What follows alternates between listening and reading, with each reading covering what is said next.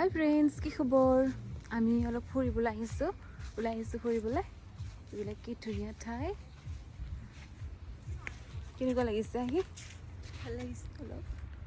দেখিছেনে কি ধুনীয়া ফুল? এয়া কি ধুনীয়া ফুল, ফুল নে পাত মই ধৰিব পৰা নাই। ফুল আছে, পাত দৰে কি ধুনীয়া সজাবলৈ ভাল। এয়া হেৰি নহয়, তুমি ফুল ভাল পোৱা নহয়, ইয়াৰ পৰা উঠাই লৈ যাবা নেকি? ধুনীয়া ধুনীয়া ফুল, ৱাও, চাই বিৰাটেই ভাল লাগে।